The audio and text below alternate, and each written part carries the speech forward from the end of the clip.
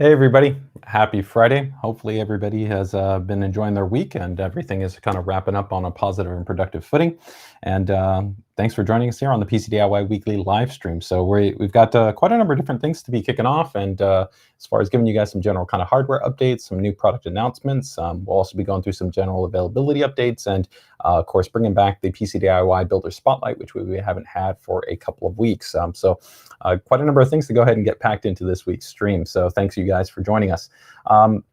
Hey, Ellie's actually asking about giveaways. We actually do run quite a number of different giveaways on our social media channels. I think, this year alone, we've probably maybe run over like maybe 10, maybe more than that. It really kind of varies. I wouldn't say necessarily it's every single month, but definitely when we do have different giveaways, they are going to be posted to our social media channels. Sometimes we might have certain giveaways that are limited specifically to maybe the group or certain platforms. So you definitely want to make sure to check us out, whether it's going to be on our Facebook, on our Instagram, TikTok, any one of our social media channels, Twitter, of course, the PCDIY Facebook group. We do have a couple of different kind of pricing opportunities coming up for the group in general. It is important to keep in mind, though, that there is a difference between ASUS Global and our ASUS North America social media channels.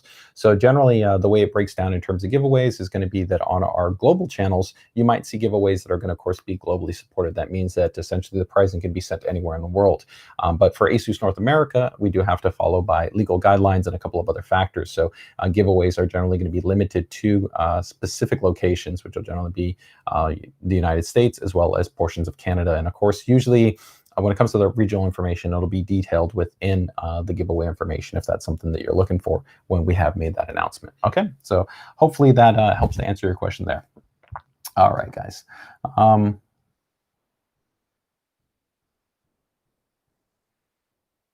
Hey, Jaden, before we kind of jump into this, in terms of the GPUs, I think we actually offer very competitive in terms of pricing. We offer multiple tiers in terms of our GPU-based pricing. So our GPU pricing is going to be stacked depending on the model that you look at in a different price band. So, our ROG STRIX or ROG STRIX LC series products are going to be higher than norm.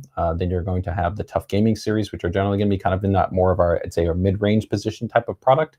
And then we also have kind of other cards that fill in that mid-range kind of spacing. Now, a lot of this is, of course, dependent on the GPU in question. Of course, there's a challenging market situation as right now. So, what I'm speaking to is, of course, going to be MSRP pricing that would be found when you're buying the product directly from an e-tailer. Take, for instance, maybe Amazon or Newegg or, B&H or Micro Center or whoever that e-tailer might be. We're not referring to, third-party sales and things along those lines. But beyond that, we also do have other models like our Dual series and our KO series and our Phoenix series. These are all different kind of cards that, depending on kind of the features, the functions, the specification, the kind of core design, will be positioned at different price points. And definitely, if you're looking kind of for more insight in terms of kind of what I think distinguishes us in terms of kind of our features and functions and designs, especially when it comes to things like our PCB, our thermal solution, specialized innovative things like our Fan Connect technology, our PCI power monitoring that we build into the latest generation of Strix cards, and many other elements. Make sure to check out actually our more kind of in-depth live streams that are specifically targeted on graphics cards. And I think you can actually find out a lot more regarding our cards. And if you have any questions specifically on any one of the card designs, feel free to ask, or you can also tag me inside the PCDIY Facebook group.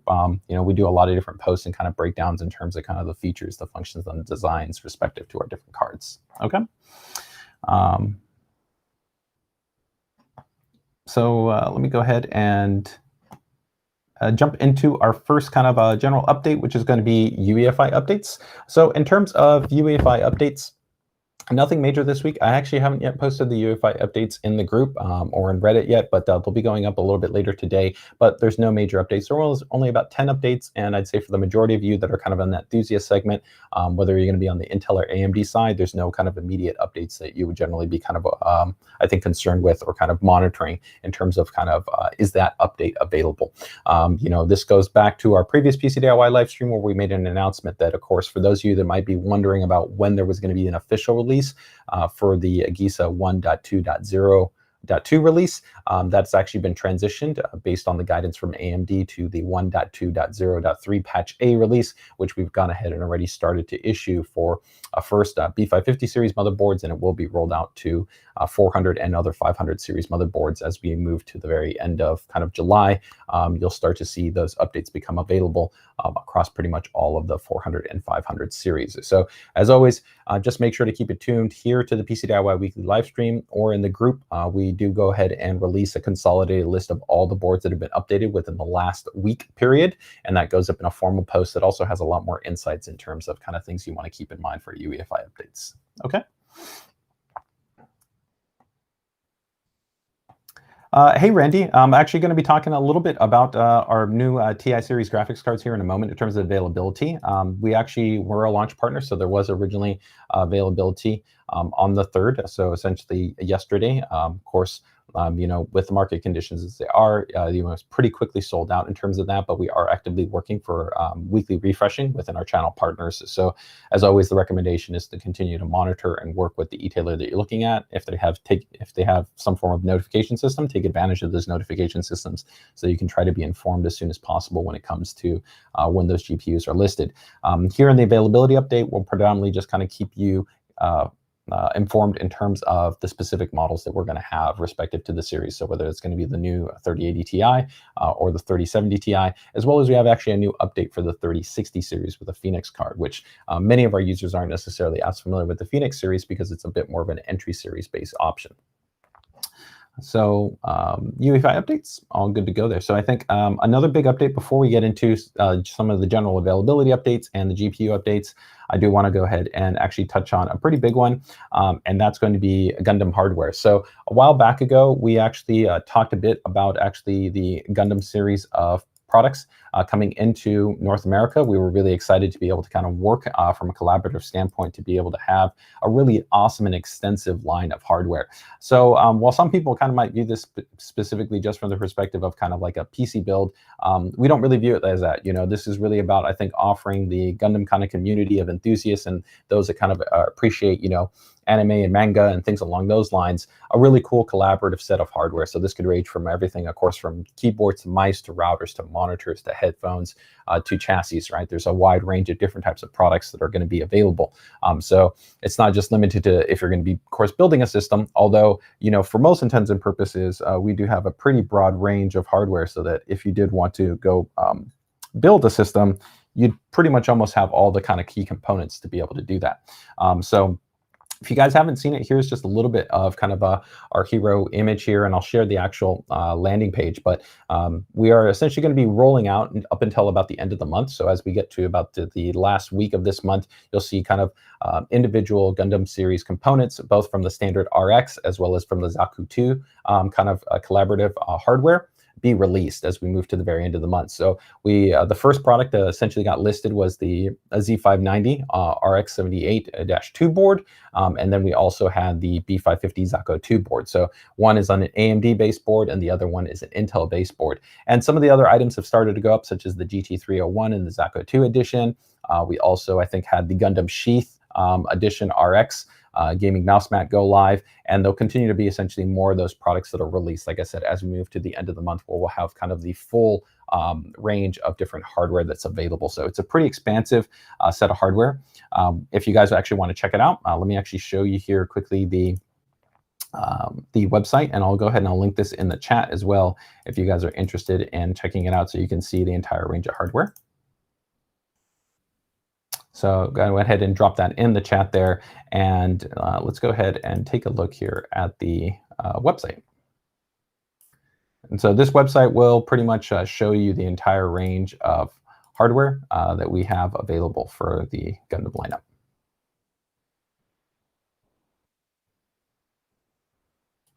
And so here you guys can see, you can actually scroll through and take a look at everything. We've got everything there you saw. There's the throne, headphone stand, you got keyboard, mice, there's the actual sheath, Gundam edition version, even actually a cool tumbler There's actually even a t-shirt, power supply. You can of course see all the different components that will be available within this kind of lineup. And then there is also, of course, the ZAKU range, where if you click on the ZAKU 2, you'll actually see the different range of hardware. I really like kind of the bold, clean aesthetic here that you have within the red and the black. It's got a really cool vibe, two entirely different kind of themes and aesthetics. Really cool. And if you guys actually want to see what some of these kind of systems or components or builds might look like, you can actually definitely take a closer look. By joining our PCDIY Facebook group. We've actually already had a number of different users from actually other parts of the world where this actually collaboration launched a little bit earlier, or we've actually even had some users that have imported in this hardware ahead of time to be able to show it off. So it is a pretty awesome collaboration, and very excited about seeing that it's available. So if you guys, like I said, want to go ahead and take a closer look at that hardware, you can definitely check it out. And as I said, moving up towards about the end of the month, you'll continue to see kind of additional updates for these different types of items under this ASUS Gundam collaboration.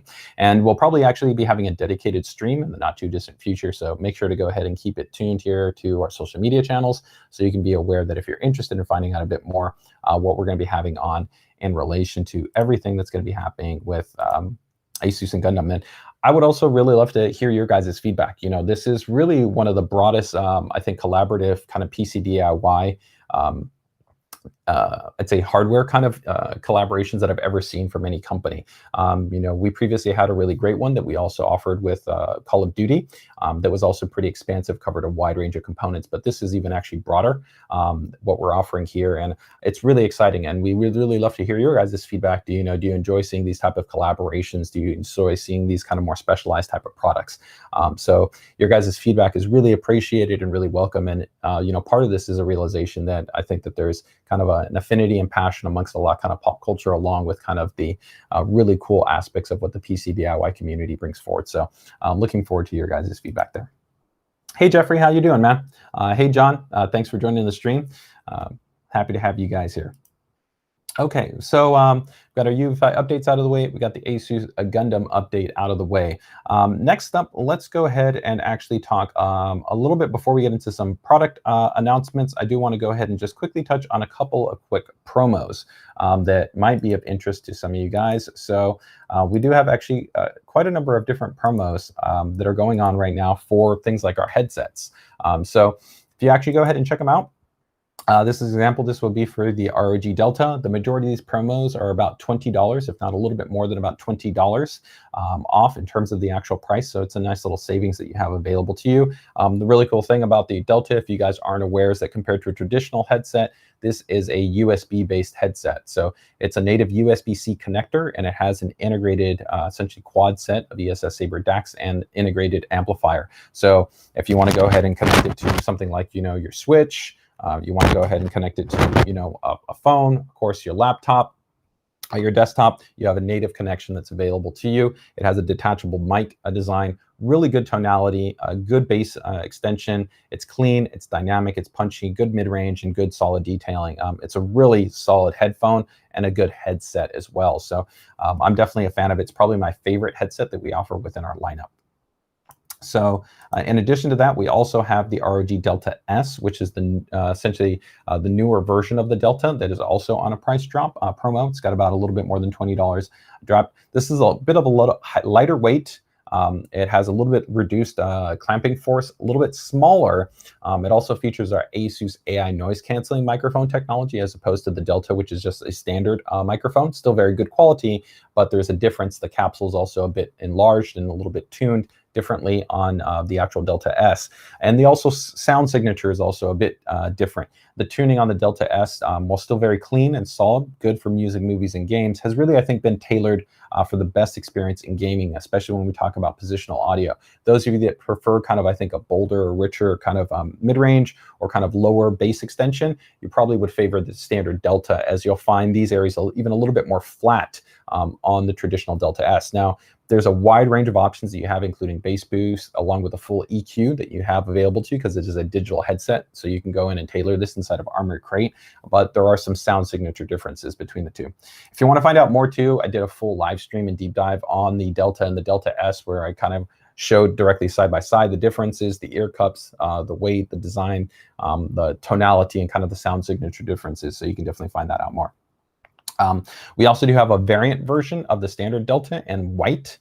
So if you want to go for that kind of white clean aesthetic, as opposed to the, I'd say kind of the more silver clean modern aesthetic that we have on the standard Delta, then you can go that route as well. So that one is also on promotion. And then we also have two other promos for the ROG STRIX GO. So the ROG STRIX GO is also a native USB headset, but it's wireless, 2.4 gigahertz, not Bluetooth. We do have a Bluetooth model that recently launched, but 2.4 gigahertz is really optimal for low latency. And again, because the dongle is USB-C, you could attach it to your phone, you could attach it to your Switch, you could attach it to your PC, and be able to have a very good experience and have it be wireless. Also supports quick charging, some other cool kind of elements that are there. And then those of you that are maybe on a little bit more aggressive kind of price point, more limited budget, we do have our ROG STRIX GO Core, which is also on a $20 promo. So quite a number of different models that are there on promotion. So definitely, I would say, check those guys out. I think that they're a pretty nice set of headphones that, kind of going all the way from that entry side all the way to the kind of the high-end side of the shelf. You'll probably be able to find one that I think works well for you, regardless of whether, like I said, you're maybe focused a little bit more on gaming, or whether you're looking for something to kind of be able to serve kind of all types of use, right? You want to be able to use it at home, you want to be able to use it, out and about, and you want to be able to use it in different scenarios, whether it's going to be, listening to music, watching videos online, or gaming. So we definitely have quite a number of different models that are there. So that is going to give us a little bit of an update on some cool promos that we've got right there. So next up, let me go ahead and jump into kind of some of the other big announcements that we had, of course, with this week.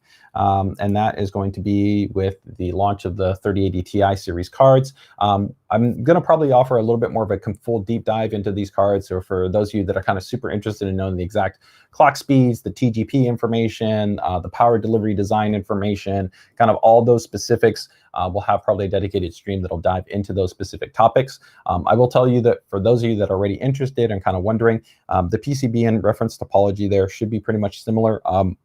We'll release confirmation shortly, but essentially these should be interoperable and compatible with pre-existing water blocks that we already have available for our essentially 3080, 3090 series cards. So you should be okay in that regard. For the 3070 Ti, there's a slight change within the PCB, so there will be a requirement for essentially a revision to essentially our water block partners who are producing water blocks. So if you're a water cooling enthusiast, then something to go ahead and keep in mind. So let me go ahead and just kind of quickly show you what we've got going on here with these cards and go from there. So we've got a couple of different cards. So I think first up we'll touch on here is going to be the STRIX LC series. So for those of you that aren't aware for the STRIX LC series, this is kind of our highest end series, short of having something within the specialized ROG formalized family. So those would be kind of specialized cards like the Poseidon or the Matrix series. Those cards are not generally released always per generation. But the LC series was a card that we did go ahead and release originally on the AMD side for the RX 6900 series. Was really well received, and so we've gone ahead and now introduced this for the NVIDIA side. It has a little bit of a slight refresh in terms of the actual ID design, but pretty similar. You can see it's got a really bold RGB implementation, looks great if you go from that vertical orientation. It features a closed water cooling solution, so that helps to keep everything super cool in terms of course, the GPU, the memory. There's an assist fan there to also help to provide shunted airflow across the PCB components. So this card is going to be really cool, even cooler than our traditional triple fan-based solutions, whether it's an ROG Strix or Tough Gaming-based graphics card. So if you're really looking kind of for those low temperatures, high boost clocks, this is really an outstanding choice. Of course, along with increased TGP, which means that you have essentially a higher board level power target. It's available for kind of overclocking enthusiasts. You can see right there, you've got, of course, the AIO solution, 240 millimeter rad. It's got fully braided flexible base tubing. This is using an S-Tech 7th generation base pump design. So that's even quieter than some of the previous generations. If you guys have kind of ever seen or seen information about kind of a graphics card that utilizes an AIO based solution. And there you got your ARGB fan. So pretty straightforward right there. So that is the first card that we have within the 3080 Ti lineup. We have two other cards that are rounding it out, which of course would be kind of par for the course. One is going to be the ROG STRIX version. All the cards that we'll be pretty much carrying here in North America, for those of you may be wondering, are going to be the OC edition. There is no standard edition that we'll have in North America. So all the models that we will be offering essentially will be the overclocked models. Now, the mantra for ASUS series graphics cards is cooler, quieter, and faster, and built better. We use full advanced what's called SMT production, which is part of our advanced surface mount technology process to really be able to offer outstanding design and consistency in the actual production of the graphics card. And then from there, of course, things like the advanced thermal solution, customized TGP, PCB, and power components, all those things kind of go into really elevate the overall experience of the cards. This is going to be a great option here, but by default, even if we didn't have an OC model, these cards will already be boosting higher than the traditional FE or kind of reference series graphics cards. But the OC models purposely actually have a higher programmed boost clock. So it's important to understand that there is a core differential between the standard model and then the essentially OC model. Now, you can further overclock the OC model if you want, but it will already essentially come with a factory overclock programmed into it. And as always, if you use GPU Tweak, there will be two clock profiles available to you, the standard, what is called game profile, and then there's the OC profile. The OC profile will actually be kind of a secondary overclock profile that we've internally validated, which, while not guaranteed, can be quickly enabled so that if you're kind of just looking for an additional bump right out of the box, you could try to enable that and be able to see if you can even get more performance. Pretty standard. Most of you are very familiar, of course, with this Strix series card design, where it's got, of course, that very impressive addressable RGB light bar that's on the card, and then, of course, the full backplate that's on the card as well. So that is going to be the 3080 Ti ROG Strix card. And then lastly, we've got one other card, which is going to be the Tough Gaming card. So let me go ahead and pull that one up here. Hey, Nicholas, torn between the B550 Tough and the B550-F. You know, that's actually a really interesting kind of, I guess, conundrum. They're both really solid boards. I would actually recommend that you take a look at my video that's called B550 Series Overview, where actually I directly compare between the ROG Strix model and then also the Tough Gaming models. And you can have actually a very clear comparison to understand kind of the core differentials of really what you're getting, a difference between the two boards. But I can speak to that in a moment here once I just kind of finish touching on this last 30 Ti here, which is going to be in the Tough Gaming lineup. In the Tough Gaming card, some people kind of wonder is like, what's realistically the difference? There tends to be a couple of core differences. One, of course, the Tough Gaming cards don't have the Fan Connect 2 headers. They're not going to have as high as TGP. They will feature a very similar advanced max contact, high performance heatsink assembly and triple fan based fan design, but there's also going to be less RGB that's going to be present on the card as well. But you know, still extremely both high performing base cards, cool, quiet, fast, and built to a very high degree in terms of the overall quality. So those are going to be your three cards that we'll have available: the Strix LC, the ROG Strix card, and then the Tough Gaming card. So those are your three 3080 Ti cards. I'll touch here on a moment for the 3070 cards, and then we'll touch on the 3060. But Nicholas, to your kind of question here, as far as kind of wondering about the two, some of the general kind of differences. One, the Strix board will have a little bit of a higher VRM power delivery, so the power stages will be higher. This, in reality, though, isn't going to affect the overall kind of core experience. If you were to put like a 5600X, a 5700X, 3900X, it doesn't really matter, Ryzen 3000 series, 5000 series, the effective kind of core stability and reliability and even kind of PBO experience is going to be almost identical between the two boards. It's just some users kind of prefer to have a little bit kind of more headroom or maybe a little bit more kind of thermal balance or thermal efficiency. But the heat sinks are quite solid on the actual B550 board, both the Tough Gaming board and the Strix board. The Strix board has larger and higher performing heat sinks along with that larger VRM assembly. The audio codec is further improved upon. It's the S21220A as opposed to the S1200. There's also going to be a little bit of a difference in the USB port count, so it'll be a little bit higher on the ROG Strix board. The ROG Strix board is also going to have some difference in terms of the actual layout configuration if you specifically look on the board.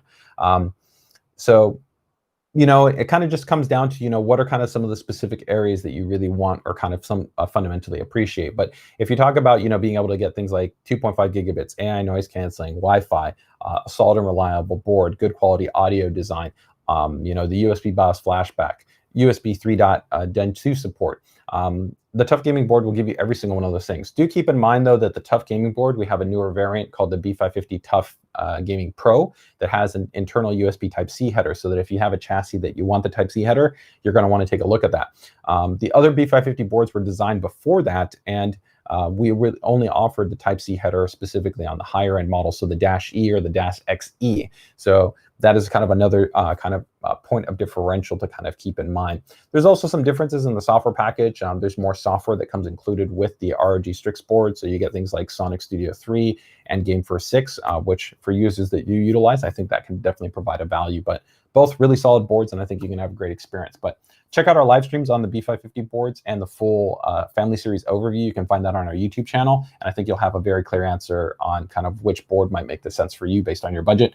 But if you've got more questions and you're wondering about anything, feel free to go ahead and tag me in the PCDIY Facebook group. I'd be more than happy to answer any questions you have there. All right, so let me see if I could go ahead and jump into the next thing. Hey, Stefan, nice to see you, man. Thanks for joining the stream here.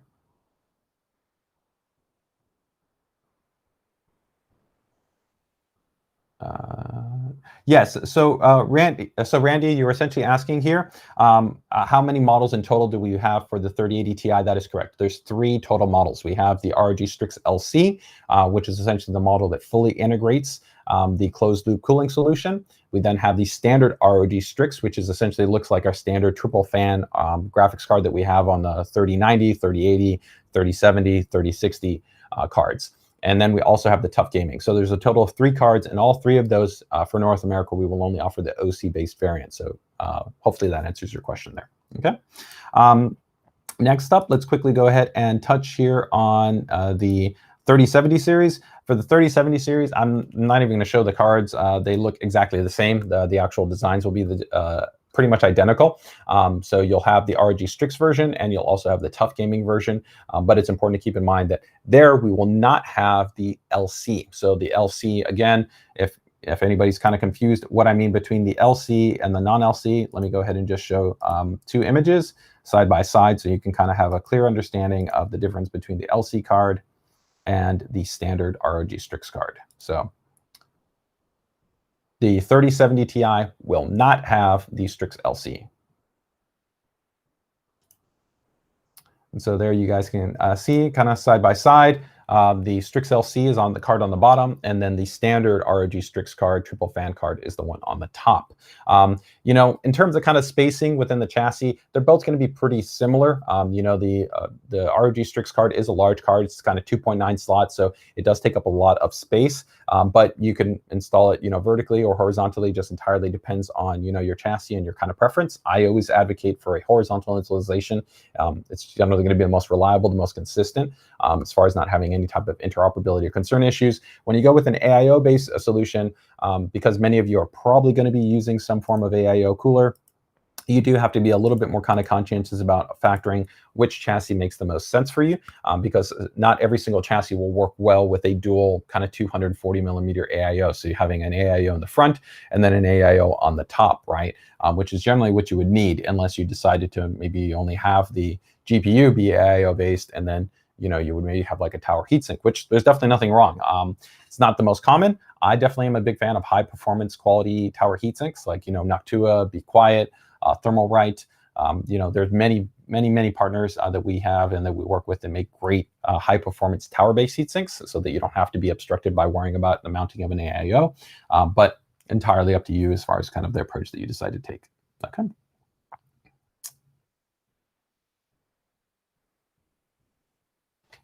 Oh, very cool. Awesome to hear as far as you having the ROG STRIX Scar.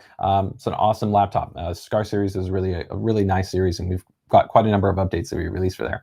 So that rounds out our updates for, again, the 3 new cards that we'll be offering for the 3080 Ti. So the ROG STRIX LC, then the ROG STRIX, and then the Tough Gaming cards. And then on the 3070 Ti, we are going to have only 2 versions of the cards. Again, the OC models, which will be the ROG STRIX, and then we will have the Tough Gaming. And like I said, from a visual standpoint, they're pretty much identical, and you can expect kind of all the same kind of features, functions, and design attributes that we've talked about in the past. And if you kind of want to have a very clear understanding between the design differential between the cards, check out our previous live streams or the upcoming live stream that we'll do specifically for the 3080 Ti and the 3070. But we'll talk exactly about kind of how there are differences in terms of the topology, the features and functionality, kind of the RGB management, kind of all those different pieces. Okay.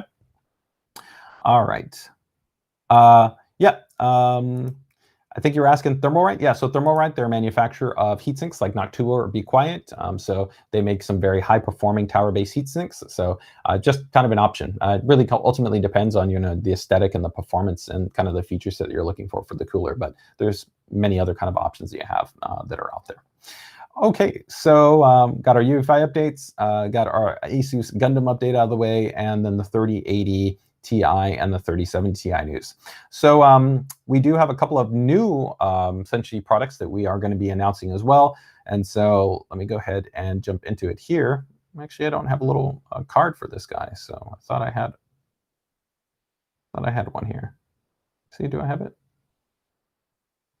I don't have it. Okay, but it is going to be for our Phoenix series. So some of you are kind of not as familiar with the entire range of ASUS series graphics cards that we offer, but we do have multiple series. So again, kind of going from the very top, the ROG STRIX LC series is pretty much probably right now our flagship series card, although it's very similar in a lot of ways to the ROG STRIX card. And in some ways, I would say the ROG STRIX card is maybe even higher end because it supports things like custom water blocks, and it has kind of some other attributes that are present on it, right? But it's going to kind of be the ROG STRIX LC and the ROG STRIX. Then we've got Tough Gaming. Then below Tough Gaming would be generally like our dual series cards, along with our KO series cards, which are about comparable. There's some subtle differences there. We then also occasionally will have our Turbo series. And generally in the kind of the entry band, it's not going to be for every GPU. So like with Tough Gaming, you will see that we would have a Tough Gaming card from, let's say, literally the RTX 3060 all the way up to the 3090, right? You'll have a Tough Gaming card every single kind of GPU as you step up. For the Phoenix series, generally it won't go all the way up because it's a more kind of entry-level based design. So it's a bridge card to try to balance overall, bringing you a card that's, of course, going to be stable and reliable, offer a reasonable level of thermal performance, generally a more compact based design, and be a bit more aggressively priced. So here we will have an actual new 3060 offering, and that will be specifically here with the Phoenix card. You can see that it's quite a bit more compact, so it'll work well for very kind of small form factor based builds. So whether it's like something like a mini ITX or micro ATX based build, or a traditional, any traditional desktop ATX system as well, it would be entirely fine. Because also you're not going to have as demanding kind of power topology, increases in TGP, and kind of heavy overclocked frequencies built into this card. The power requirements are generally going to be much more conservative. So if you've got something like a 450 watt, only 500 watt power supply, a native power supply that maybe came with your pre-built system, generally this is a good kind of upgrade option that you can pivot into. You'll see here it's got one large kind of axial tech based fan in here, so that static pressure to optimize will downfire into the, of course, the primary heatsink assembly to be able to help to provide kind of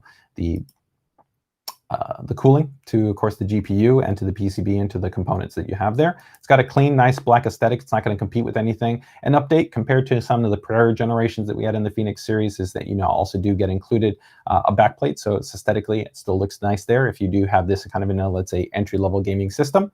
And it only has one single PCI power connection that's required, as opposed to sometimes the more specialized higher-end cards, which might still have two PCI power connections.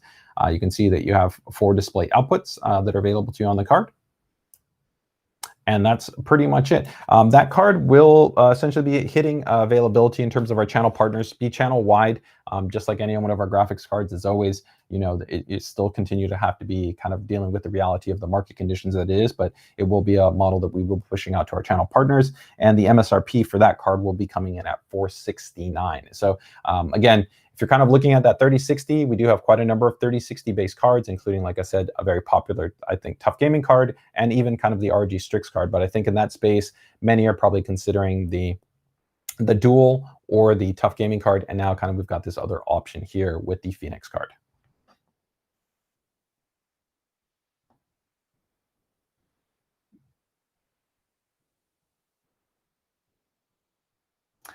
Hey Slim, thanks for your feedback. You know, it's a consistent process that we try to coordinate with our CSC team and our integration team to be able to have all the information that we have resident to our new products. And definitely, you know, if there's feedback that you have, as always, we're appreciative of it. If you want to head over to the actual website, be able to provide that too. There's a couple of drop-down fields for different types of departments that you can go ahead and kind of detail that out. But definitely it is something that we look to try to be able to improve upon. Hey, Kevin, thanks. I agree. I'm always a fan, I think, of kind of compact cards. I mean, the reality is that I think really the modern, good quality mini ITX enclosures that are out there on the market can readily support even cards like our tough gaming graphics cards. So it's not really a requirement, but I think volumetrically, being able to go with a more compact card just gives you sometimes a little bit more flexibility in kind of routing cables. And also, I think the reality is that, you know, for more entry-level GPU, something like the standard 3060, you don't necessarily need like a super high-end kind of custom power topology, super advanced heatsink, because the GPU is not really running that hot, especially under gaming loads. So I think it allows us to kind of maximize giving you a good quality card that's still produced using our auto extreme production process, which means that it's robotically assembled as far as all the components. And then it's, you know, laser validated through an inspection machine to be able to ensure consistency and accuracy in the production of the card. So you still get a lot of really positive attributes like that, but you don't necessarily kind of pay for some of the more premium enthusiast class elements, which you might really only want in maybe a higher end GPU. So like a 3060 Ti, a 3070, 3080 class and higher, of course. All right, so that covers that with the 3060 Phoenix card. Okay, so next up, we've got a couple of just general availability updates. So these updates are going to generally kind of be covering essentially products that I might have kind of talked about in the past, but they're now kind of finally have shown up online. So here I just kind of want to give a quick little bit touch on that. If you're kind of maybe interested in maybe some of these items, we now have them available, and so you can check them out in terms of purchase. So the first one is actually going to be the ROG Clavis, which is going to be this guy right here. So when this actually originally launched, it was exclusive. It only came with actually the Maximus 13 Extreme and the Maximus 13 Extreme Glacial. This is essentially a high-end USB-C based DAC and amp that also features our AI noise canceling. It's a native USB-C connector. It's pretty sweet though, because it can actually be used, of course, with the desktop, with the laptop. You can, of course, you know, connect it to your smartphone. So if you've got a smartphone that has USB-C, you can literally just go ahead and, you know, plug into it. And you'll actually see that it actually will light up even. It's got RGB lighting. It can actually sync, ASUS or sync. And then you have your actual line level connection there that you would utilize for your headphone, or that you would utilize for, let's say, a headset that will route everything through one single line level connection. You can also use with this with other items, such as, let's say, like a PlayStation, or if you've got something like a Nintendo Switch. You can also get a nice improvement in terms of the audio experience. You can, again, plug that in there, and now you can actually have that advanced USB DAC and amp now providing the audio experience.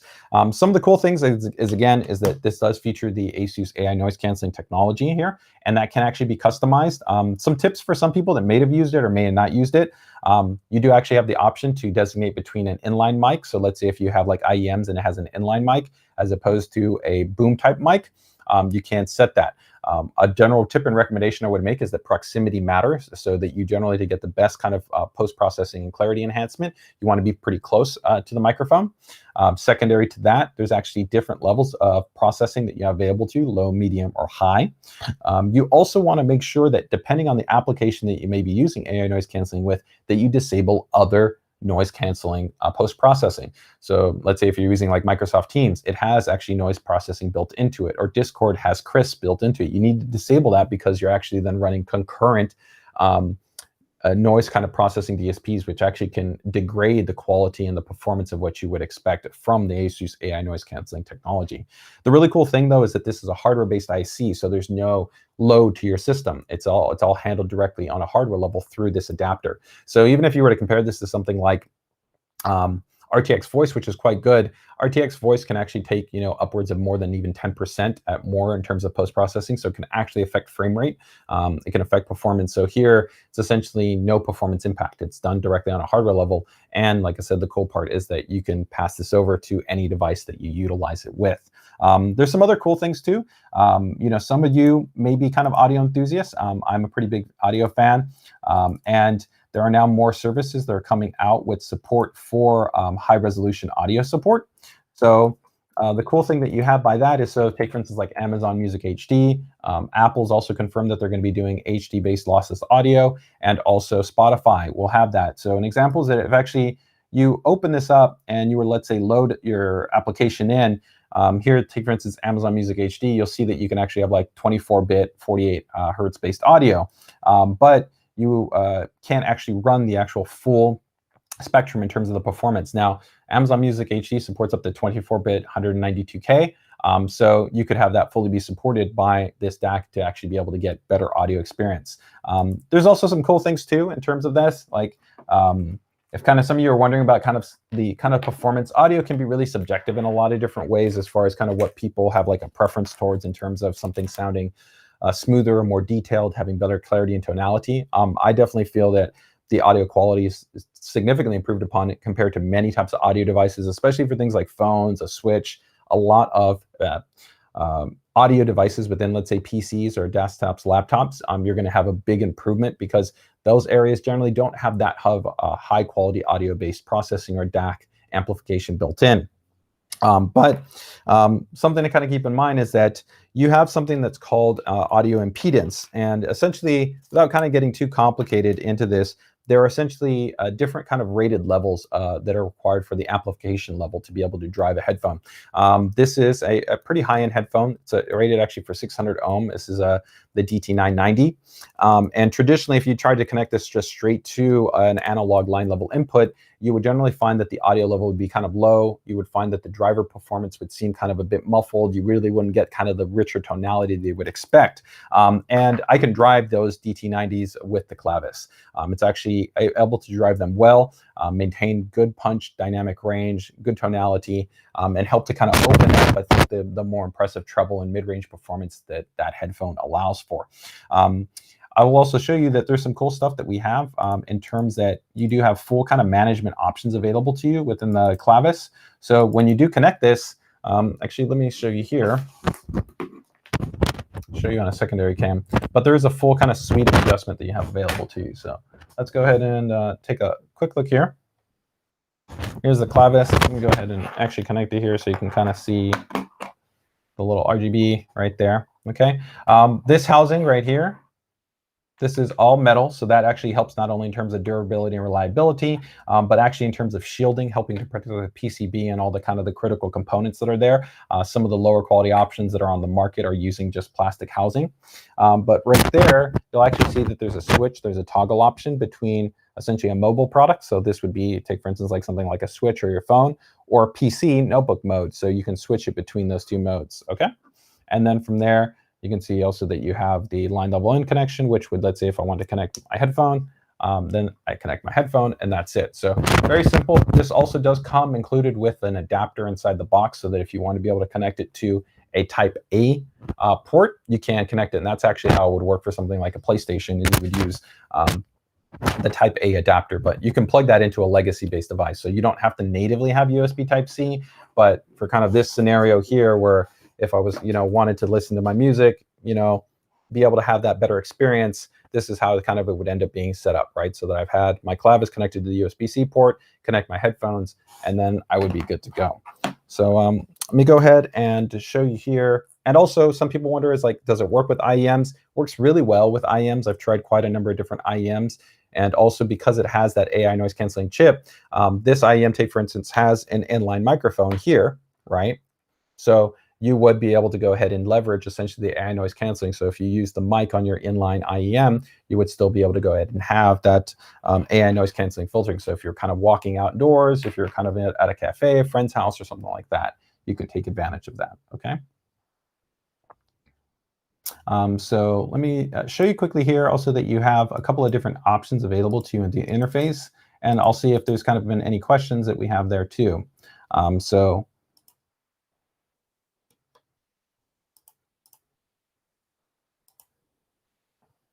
here you can see this is actually a little bit of the kind of the user interface that we have. So with an Armoury Crate, so you have full kind of customization options. You can go ahead and set different kind of EQs, different types of audio presets. It does support actually virtual surround, so you can actually go ahead and have virtual surround. You can have bass boost compensation, compression options, noise gate processing, multi-band EQ that's available to you.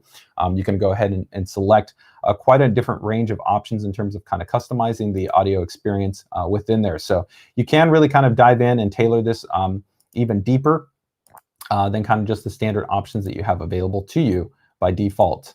And this is all controlled within the ASUS Armoury Crate software. So once you install the Armoury Crate software, then it will give you those options. So let me just go ahead and take a look at the questions. And here I'll also just kind of show you a little bit of a little video recording here to let you see kind of the range of options that you have inside the Armoury Crate software.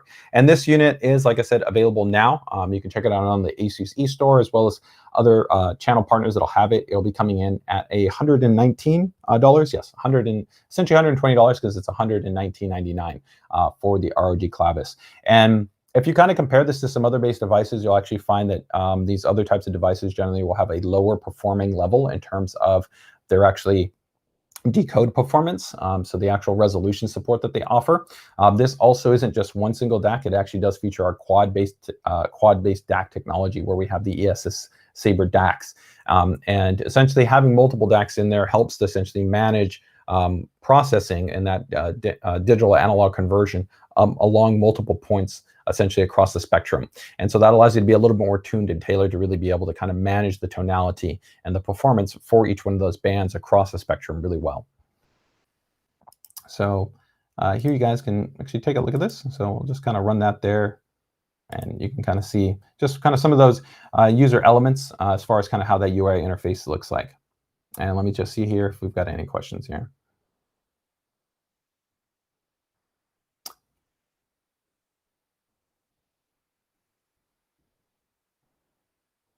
Oh, hey, so yeah, so you're asking actually if there's a different kind of voice support.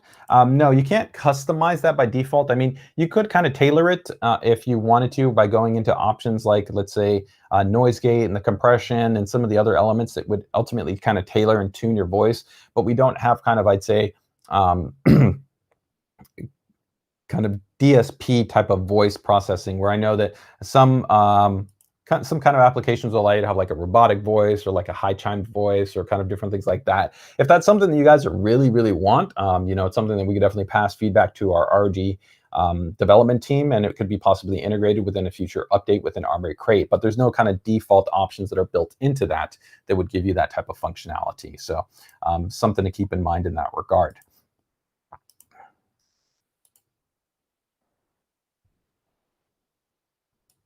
So that helps to kind of wrap up the general kind of breakdown that we've got here for, like I said, the Clavis. And I will show you guys just kind of the general website. So if you guys want to check this out a little bit more, then I will do that. So let me a second here to just load up that sign.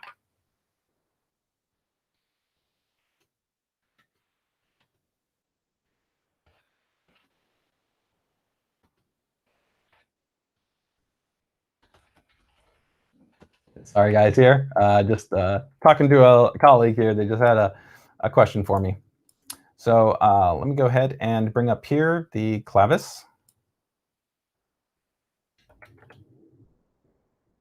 There we go.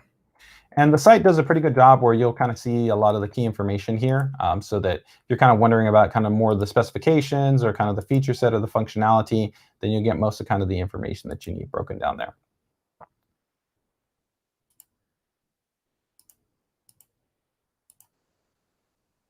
So here you guys can see, there it is, right? USB-C 3.5 millimeter with the AI noise canceling. And then of course we have that ESS 9281 quad DAC and amplifier built in. And here you can also see a little bit of kind of a preview of our ASUS AI noise canceling technology, if that's something that's kind of important to you and you want to be able to kind of see the functionality that's present there. So pretty straightforward in that regard. All right, guys, so that wraps up their availability update on the Clavis. So a couple of little updates here as well. So we've got one with the ASUS AiNoise Canceling USB-C adapter. So this adapter we had kind of announced earlier in the year. It's now actively available. You can get this for $29.99, so it's a very low cost based item, but it definitely actually can offer quite a bit of functionality. So this is going to be a little bit different. It's not necessarily like the Clavis. Let me see right here if we have it. Yeah.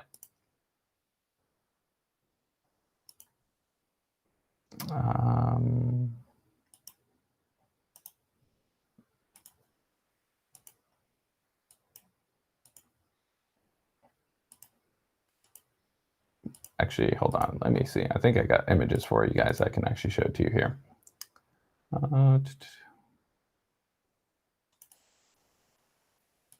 Yeah, here we go. Okay. And this is a simple kind of just USB-based adapter. Very similar, same thing where like if you wanted to connect this to your phone, your laptop, your desktop, whatever it might be, you can just go ahead and connect it and it will work directly on hardware level. There are some more advanced options that are available in terms of customizing it. If you are using this on a Windows-based platform, you can go ahead and kind of customize it. But you see right there, it's very simple, just plugs into a USB-C port, and then from there, you would plug in your microphone, or you plug in your headset, and you'd be pretty much good to go. So it's very straightforward, very simple. Again, you can use this with something like a smartphone, you can use it with a laptop, you can use it with a desktop. No kind of complexity in terms of how it works, and great for kind of on-the-go environment. And again, if you're kind of in a situation where you're kind of work from home, working from remote office, or you're kind of on the go and want to be able to take advantage of this, even for general just calls, it's a simple low-cost option that's done on a hardware level that will work with whatever you're using. So that is the cool part about it. And again, if you're in Windows, you do have some additional layers of customization available to you. Very small, very compact, really easy to work with. And like I said, $30 for that ASUS AiNoise Canceling adapter if you want to check it out. And then lastly here, I've got one other update, which is going to be for ASUS Webcam C3. So this was another update that we announced, I think a few weeks ago, and now it's actually also available. It's online. So this is going to be coming in at $49.99. So if you're kind of just looking for a webcam, then we've got you covered right here. It's got a nice, good quality optics on there, good resolution support.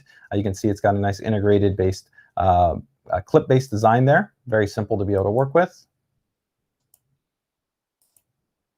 And you can also see that you've got mount support right there. So if you did want to mount it to like a tripod or something like that, then you can go ahead and also have that flexibility to be able to work with it. And you can see the contents of what comes included inside with that C3. Let me see right here if I can show you this.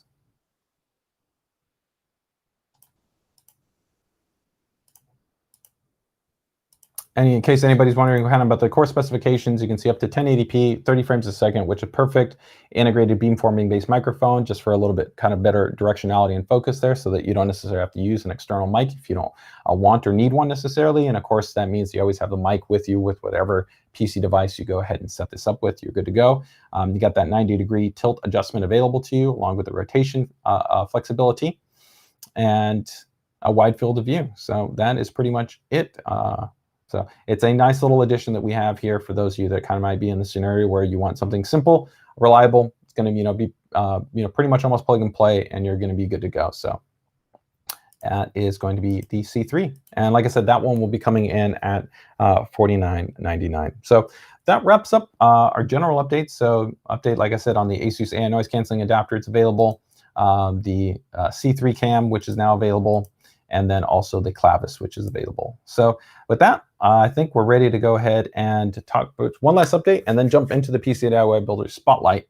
So one other new kind of hardware item that we've got is the ASUS MiniPC PN41. This will probably be coming out in the next couple of weeks, and this is going to be a little bit more of an entry-based model compared to some of the higher-end models that we've talked about in the PN series. So the higher-end PN series really are kind of could offer a full, almost desktop class type of experience, of course, without the higher performing GPU that's present. Although we do have those newer PN series models which feature more advanced graphics processing, either from the latest 11th gen series CPUs or, of course, Ryzen-based CPUs, which have integrated Radeon graphics. But the PN41, I think, is really kind of well suited for ones that are looking for something, maybe kind of set up a basic type of NAS box, maybe on their own, or kind of a low power profiled system. And so let's go ahead and take a look here at the PN61. And just for kind of reference, this model will be coming in at a pretty low price point. Price point is going to be $169.99 for this model. You do need to add memory and storage to it, so you do want to keep that in mind. I'll go through the images here in a moment, but you'll see it's a very compact base design. Does support both M.2 based SSDs and SATA based SSDs, so you do have kind of flexibility to kind of set it up with whatever you're kind of looking for. So let's go ahead and do a little bit tour here of the different kind of connections here. Hey, John. So yeah, we talked a little bit earlier about GPUs. You know, we consistently work with channel partners in terms of channel availability. You can actually see that we do have users in our group. Sometimes it does take them some time to be able to get the cards, but we do have users that on a consistent basis are putting together systems with GPUs. But definitely, you know, the market situation is challenging in terms of being able to be quick and dynamic and responsive to be able to get a hold of GPUs as they're listed from the channel partners that we are coordinating with.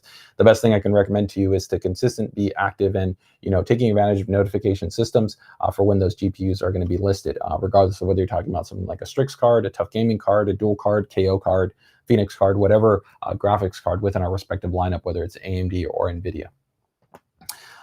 So in regards to the I/O configuration, you can see right here, you've got HDMI, you have a Type-C, which also supports DisplayPort out, 2.5 gigabits Ethernet on board, and then you've got high-speed USB Type-A connectivity. You got your barrel jack in terms of your power, and then a COM port on this model. This model does also feature 802.11ac Wi-Fi 5, which is going to be a second generation Wave 2 based chipset. That means it supports things like multi-user MIMO, advanced beamforming, 160 megahertz channel. So you can still get very, very high performance, low latency wireless. And you also have Bluetooth 5.1 as part of that chipset as well. So you can see the front where, of course, you have your multi-channel jack there for, of course, your headphone microphone, Type-C based connector, Type-A based connector, and then, of course, you have expansion support there with a micro SD as well, and the recessed power button. Very clean, compact. The cool thing is that this model does support USB power input in, and so the advantage of that is because this is a low power consumption based model.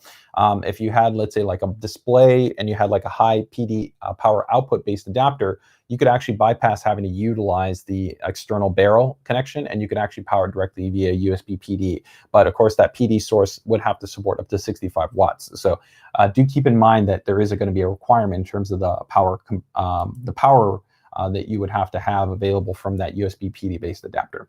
You can see venting that's integrated in here. And then also in terms of kind of what comes included, of course, there's the standard AC adapter, VESA mount support. So if you wanted to mount this on the back of a monitor. And then you can see you have quick access there to be able to go ahead and slide in your own 2.5-inch drive, but it does also support M.2 based drives. Now this model will come with the 11th generation Celeron based processor. So the 11th gen series Celeron is a strong dual core based processor. And that's where, like I said, it's well suited for like low demand based tasks or tasks that are optimally suited to kind of a high performing dual core based part, which these are actually the same type of high end dual core based processors you would see in an advanced NAS. But the cool part here is this is very compact, low power consumption, high speed networking connectivity. So if you wanted to make something that was using something like TrueNAS or OwnCloud or something along those lines, you could literally make your own kind of custom NAS or kind of cloud-based little server box and be able to kind of set it up and have a low power envelope and be able to kind of tuck that away somewhere. And I also really like the fact that you wouldn't even have to necessarily use the DC power connection, right? You could actually use USB PD.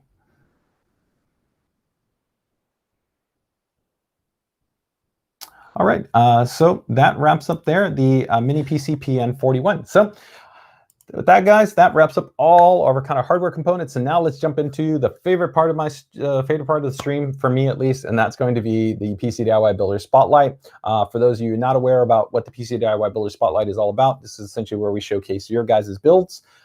You know, it could be a new build, it could be an old build, it could be Mini ITX, Micro ATX, or ATX. It doesn't really matter. It could be hardline or it could be air-cooled. It doesn't matter. We just like to be able to kind of show off what you guys are putting together when you put together a system. So we've got a range of different ones. If you guys are interested in submitting your build, all you need to do is actually join the PCDIY Facebook group, and then there's an announcement tab. If you head over to the announcement tab, you can actually drop, you can head over to the announcement tab and you can drop the submission form. The submission form will actually kind of give you some recommendations on some of the photos that we recommend. As far as, usually I recommend about 3 to 4 photos, so maybe some angles, and then from there, there will be a link. So I can actually go ahead and put that in the chat for you guys. And we'll take a look at our systems here. So, bam. All right, guys, let's go ahead and take a look at our first system here. Let me open up our Google Forms here so I can take a look actually at the submissions.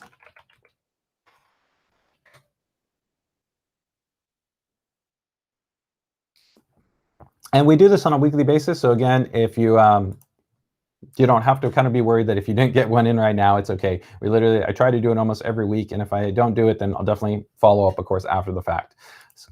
So let's see. First build we're going to have here is going to be from Kenton. Oh, Kenton's got actually a pretty cool build here, guys. This is going to be, if I remember it, kind of like a white themed system here. Yep, there we go. So let me go ahead and load this guy up here. And I will bring up his profile right here. So this is not his first build. It was actually a sponsored build. The name of the system here is Project Nova. 3 words to describe this system here was clean, minimalist, and technical.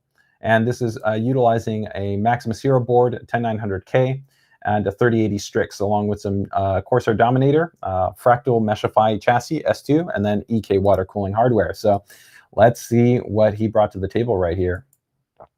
Pretty sweet looking build here.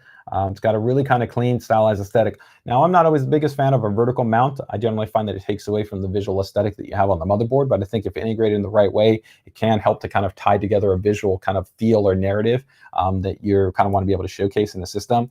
And I definitely think that Kenton's build here is really clean. It's quite stark in terms that you don't see like a huge amount kind of going on, but I think that's part of the vibe, is to have this kind of bold, clean, white, consistent aesthetic going from the board to, of course, the vertical portion of the graphics card, that nice hardline tubing, which the tubing has been done in a really clean way to kind of not have to be a focal point. A lot of times I think, especially with distro plates, there can be almost too much tubing and it can, again, detract from the hardware components, unless your focal point is that you purely want to show off hardline tubing, which can be cool, but to me, that's not always, I think, the best way to kind of show your system off, because it can be a little bit too heavy-handed with seeing so many different kind of perpendicular lines in terms of tubing, unless you've got a kind of a rhyme and reason to how it's being laid out. Maybe you're doing some color play, different things along those lines. That's also another reason for me, actually, personally, why I like soft tubing as opposed to hard tubing, because I find that you can be a little more creative and flexible as far as how it kind of goes out.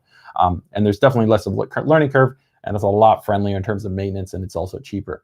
But Kenton's build, quite nice here, pretty cool. Total budget approximately for this build was about $6,500. He was most impressed and kind of happy and proud about the clean tubing lines right here. His theme was Portal meets a Mac, which is an interesting, I think, way to kind of look at this. Nothing they would change about the build. Took him about 6 weeks, and it's predominantly used for gaming, productivity, video editing, and photo editing. And actually, the favorite thing about his system is GPU Tweak, which is our graphics card utility. That would be used for kind of monitoring the graphics card temperature and making adjustments to things like the clock speed, memory, voltage, power target, things along those lines. Overall, man, Kenton, cool build, man. Kudos. I think a very cool build. What do you guys think? Gets a thumbs up from you guys? Gets a thumbs up from me. So next up here, let's go ahead and jump to our next build.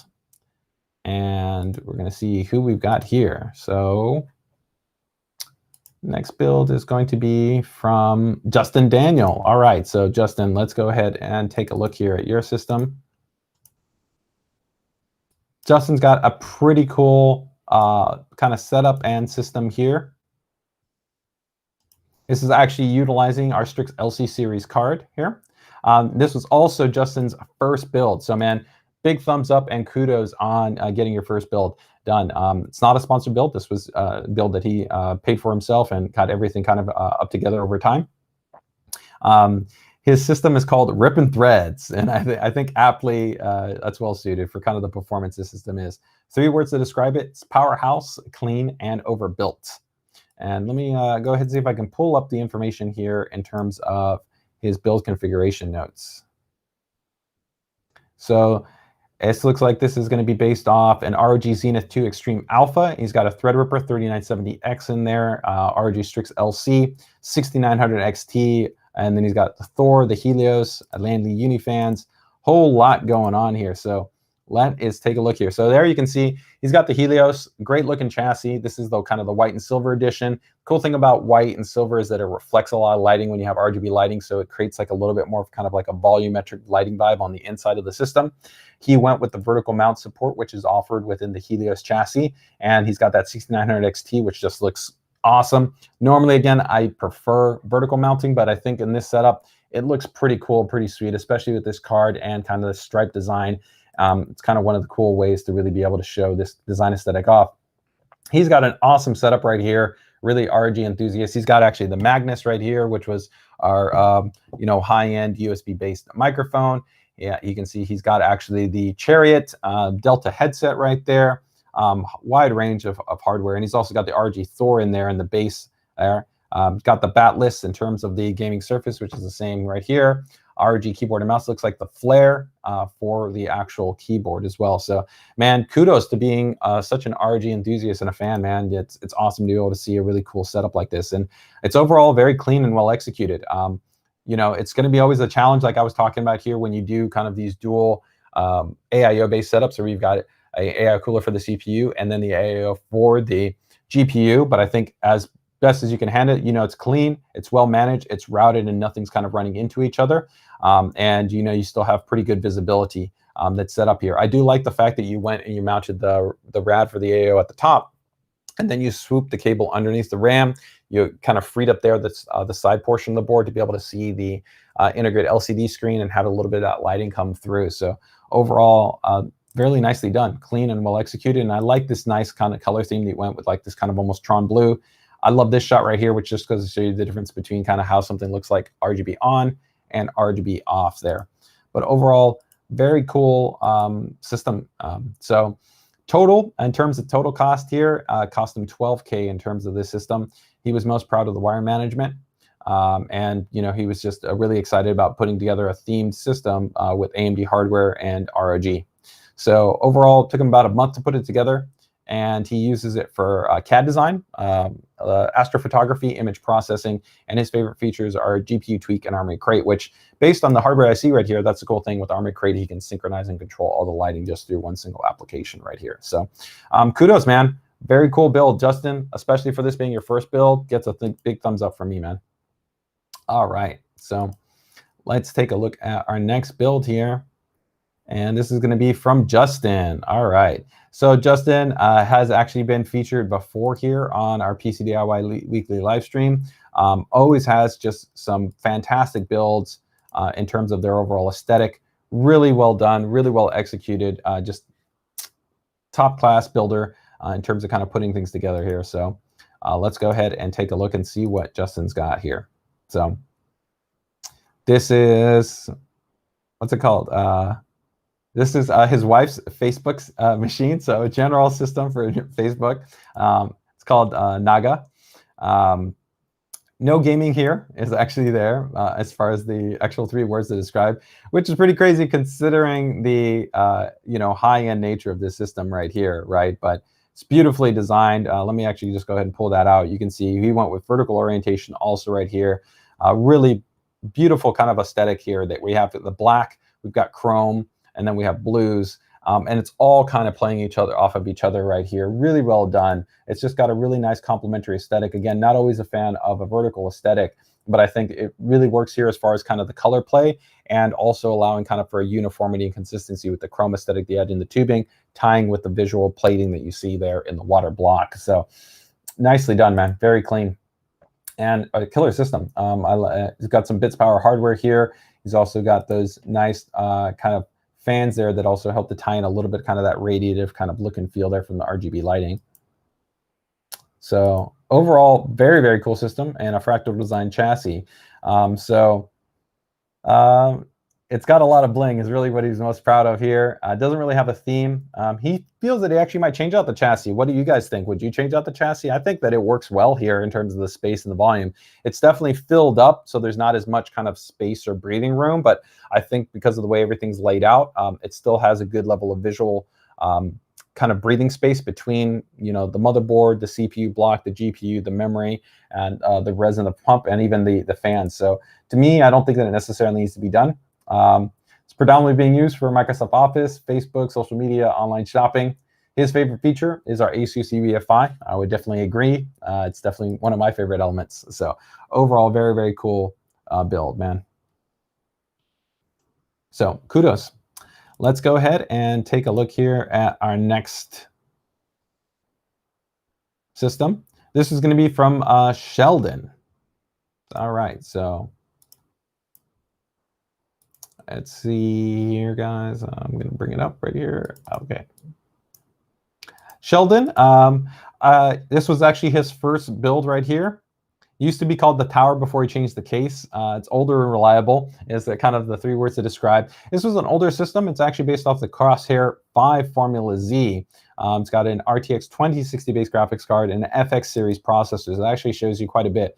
And definitely, I mean, there's some areas that can be improved upon, I think, in some of the cable management. But, you know, I think the important thing to remember, sometimes I think we overstress about sometimes the build and have everything be perfect, and that's not always critical. The reality at the end of the day, your system has to post.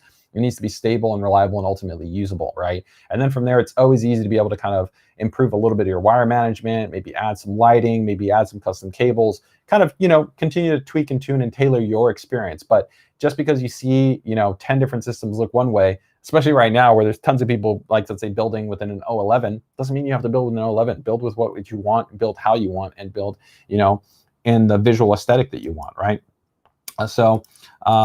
He's got his setup right here. You can see he's got a little bit of the RGB vibes with the keyboard, the mouse, and then from there, his system and his monitor. And like I said, he's using this on a consistent basis right there.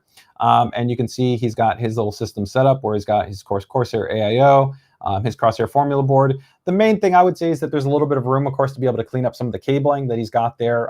You know, you could tighten that up a little bit from the AIO, strum those in, use a little bit of, you know, a hook and loop fastener or something like that to be able to tighten up those cables, bring those in a little bit and clean that up, and it would actually be pretty balanced. I tend to favor also a little bit more consistent kind of color themes as opposed to rainbow, but if you like rainbow, man, nothing wrong with it. But like I said, the build definitely works, so you know, solid there. He was just been happy with, you know, how the system is continuing to perform well for his general uses over time. The main thing they would want to change out maybe later would be going over to a better case. Took him a few months as far as kind of getting it all up together originally. He's still actually using it for Destiny 2 and playing Half-Life, and he's been most happy with, you know, general reliability of ASUS components and how they perform for him over the years. So thank you guys so much, man. I appreciate those kind words, and ultimately the, you know, you being able to submit your system here, and I hope that you continue to have your system running smoothly for you for, you know, until you decide to go ahead and upgrade and transition to a different platform. All right. Next here, we've got TJ Hicks. All right, TJ, let's see what you got. I don't think I looked at your build yet. I think I just sorted it out here, so I'm going to be...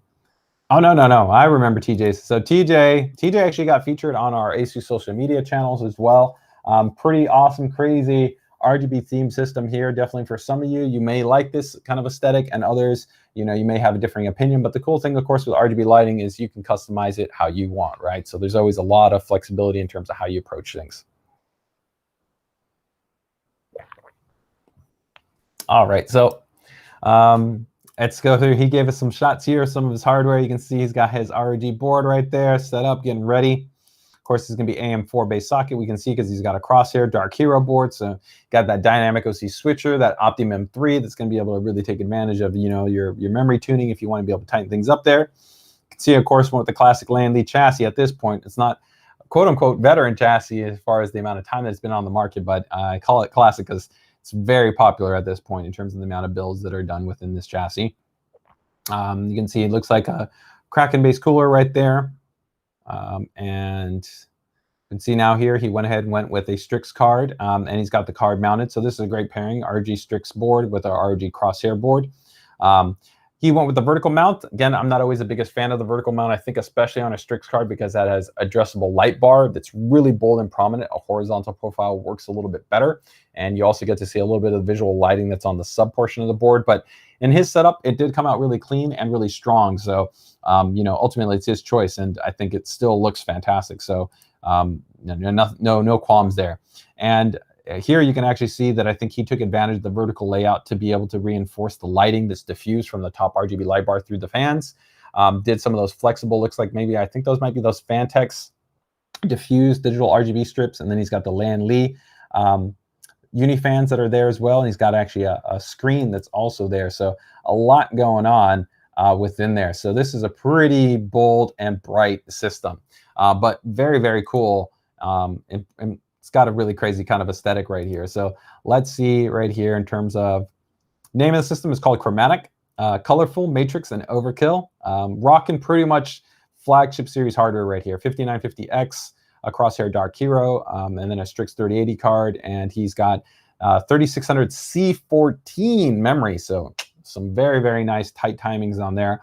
Running a couple of PCIe, NVMe based SSDs, and of course all the Lan Li hardware that I talked about right there. And then he's got an external LCD display and also an SBC board that is powering essentially that 5-inch touch display. So a lot going out there. Around 5,000 estimate in terms of the hardware. He was most happy of being able to get the graphics card and the Dark Hero board. I'm really happy with the overall RGB vibe that he was able to pull off. His theme is what he refers to as Rainbow Vomit. His words, not mine. I think it's actually a pretty cool, bold, bright, kind of colorful rainbow RGB vibe. So totally cool. As far as time frame taken to build a system, about 20 hours. Predominantly uses it for gaming, stock, and is his daily driver. So for pretty much everything that you would use the system for. And his favorite kind of just ASUS feature or hardware function is the overall aesthetics of the ROG hardware. He loves the way that they look, and I would agree with you there, TJ. So kudos, man. Very, very cool build. I'm digging it. What do you guys think? Are you digging the RGB vibes? Overall, I think very cool build. Definite thumbs up. All right, so next up here, we've got a couple more in our showcase here. Kevin. Kevin, I'm excited about Kevin's build here. So Kevin has been a previous contributor, and I know he's been in kind of the process of ultimately getting his system up and running. Again, he had kind of an awesome previous sleeper build that he had put together. And so now I think this is kind of his new high-end system. And this is the replacement for his previous sleeper build, which was a pretty slick, cool sleeper build, especially after he painted the inside of the chassis. So here, let's see what he's got together. ZRUL is the name for his system. Vibrant, organized, and powerful. And here he went with an 11th gen based platform. Definitely, you know, I know there's some opinions out there. Unquestionably, the frequency performance of 11th gen, along with the strong DRAM controller on there and the impressive IPP performance gains that got integrated there, make for a really impressive high-end gaming platform. And really, of course, for anything. He's got an 11900K in there running on our Apex Z590 series board. Absolutely awesome board. Running 4000 megahertz CL16 memory. He's got an ROG Strix 1080 in there with a Thor 1200 watt, and it's all inside of a Helios chassis.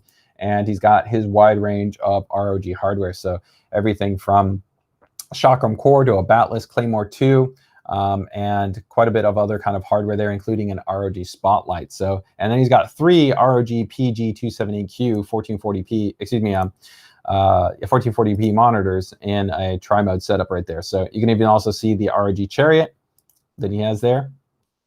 So here's the off, on. Very cool setup. So looks pretty clean, a little bit reserved, but you can tell there's a lot going on here. This is a serious enthusiast system here when there's no RGB lighting, and then you switch in the RGB lighting and you see he's got a really cool aesthetic that kind of just changes things up there, right? Here you got the Helios. I love that he kept the standard fans in there as opposed to going with RGB fans. You can put RGB fans in the Helios, but I think it detracts a little bit from kind of the design in the terms of the front, and so it really is kind of bold and prominent there. You can see that nice red aesthetic. Along with the ROG Eye, and he's got the spotlight shown up there on his wall. Really nice clean cable management.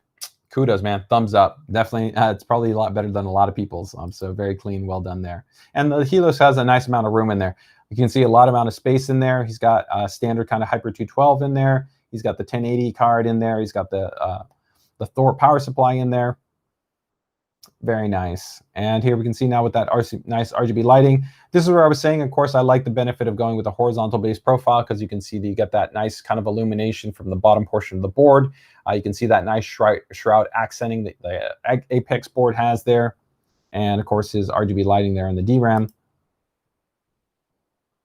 A little bit of a closer shot in there. Clean, well managed in terms of the cable running down to, of course, the grommet. And there we go, a little bit of exterior shot with some little bit of RGB lighting vibes there. But overall, cool, man. I'm definitely digging in. And again, also shows you don't have to kind of go extreme in every single thing. You can definitely use what works. And this is also, I love that he's got a Hyper 212 that kind of shows in there. A lot of people think that you have to have kind of a crazy cooler to be able to manage an 11 Gen series CPU, which is not the case. It all really depends on what you're loading. So if you're just playing games, general desktop usage, you're going to be fine. And then also, you know, what are they going to be the UEFI operating parameters? Are you going to run MCE? Are you going to disable that and just run the standard operating profiles for the CPU?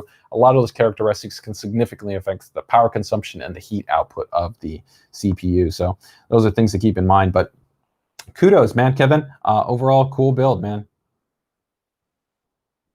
So Kevin's actually looking to hopefully water cool the system soon. I definitely think that the Helios is definitely designed for water cooling, and that Apex board is, of course, purpose built for that. And especially with that CPU and that board, you know, water cooled, you can definitely be able to push some pretty aggressive stuff. Take advantage of our AIOC technology to be able to kind of just easily overclock that performance for you by fact of it kind of knowing that you've got those lower temperatures once you've got that in place. But overall, really cool system, and definitely it's going to give you a lot of room to grow. And based on what I've seen in the past there, Kevin, you're definitely going to be growing with the system over time. So, man, kudos, and thanks for ultimately just being such an awesome RG enthusiast and supporter with us over the years. And I think this is a great foundation for kind of a future system to take you quite some time. So very, very cool there. All right, guys, so next up, we've got a contribution from CEC, Critical Error Computing, another previous contributor to the PCDIY Builder Spotlight. They do some definitely quality builds. If you guys are kind of looking for a system integrator, we have many Powered by ASUS partners. They are not a Powered by ASUS partner, but they are a great system integrator. They produce some really cool systems. They post them in our group. And they've also been actually a contributor to be able to provide feedback to the community, which is also always nice to see. So let's go ahead and take a look at this really cool kind of system, which is using a little bit of a non-traditional chassis. I think this was using Deep Cool chassis, the Quad Stellar, if I remember right. Name of the system is the CEC Warp Core. Cosmic, Complex, and Neon is what he's got going on here. And I would agree that definitely it's pretty cool. So let's see here. This is going to be running with a Core i9-9900K and using a Maximus 10 formula. And yes, it's the GamerStorm Quad Stellar, but he went ahead and modified it. So let's see. This is pretty cool.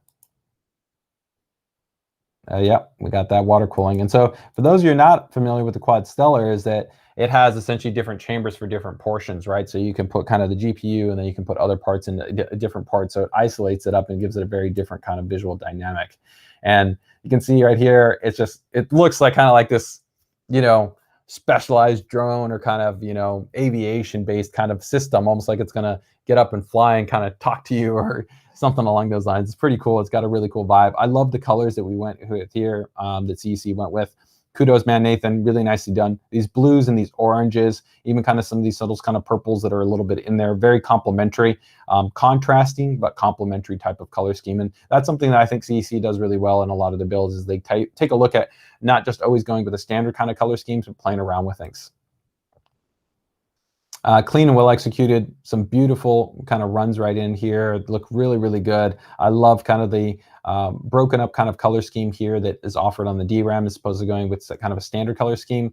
Looks really well. The tubing runs solid in here as well.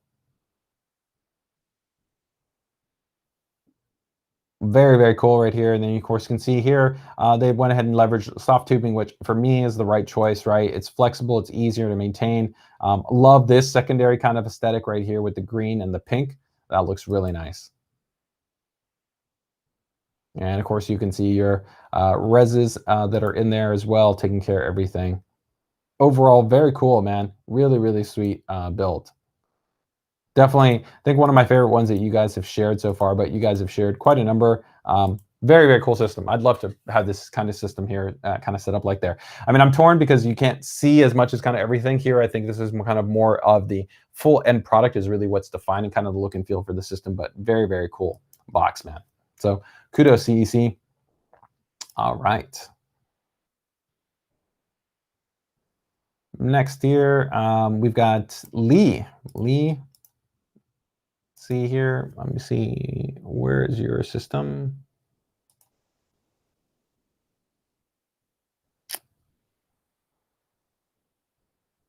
Give me 1 second to find out.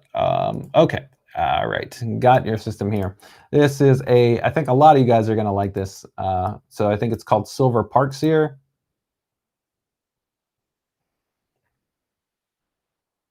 All right. So not his first build. It's of course not sponsored. Doesn't have a name. Nothing wrong with that. Clean, cool, and white is ultimately what he went ahead with as far as kind of 3 words to describe the system right here.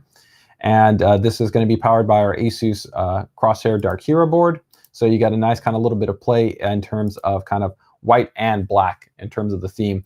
And then he's got a Founders Edition RTX 30 series graphics card in there, and Corsair chassis in there, which I like that it's got a little bit of that raised pedestal as opposed to the 011 where everything's kind of flat. Looks good, but kind of like this little bit of increase in there. Creates a little bit of kind of different depth and volume in terms of the visual aesthetic there. See right here, overall about a $5,000 budget. His favorite thing is the aesthetics of the system. No overall kind of theme. Nothing he would change about it. Took him about 3 to 4 hours to put it together. So definitely you can see a seasoned builder here in terms of his knowledge and his expertise. Predominantly focused for gaming. So No Man's Sky, Civilization, Wreckfest, GTA, COD. Also uses the system for editing video and photography. And you can see, of course, this is the updated Corsair chassis where you've got a little bit better intake airflow in here, which is, he's got more than enough airflow, of course, with this chassis right here. His favorite kind of feature as far as ASUS hardware is going to be the stability of the hardware, low temps, and BIOS customization options, as well as that we continue to kind of offer some degree of support with Corsair IQ integration so that you can kind of try to be able to integrate Armoury Crate with IQ. So he definitely has that. You can see here where he's got a Corsair AIO, Corsair DRAM, and some other items all tied in together to be able to kind of get everything tuned up in terms of his RGB profile. But overall, man, it's clean, it's well executed, well laid out. Good balance in terms, I think, of the way that everything is presented and defined. Definitely, I think, a strong build for ultimately just being something that's fresh, clean, well executed, and functional, and has a clean, consistent aesthetic that I think a lot of people are going to like. So, man, kudos, man. This is a nice system. All right, we're almost pretty much wrapping it up here, guys. So let me just see here.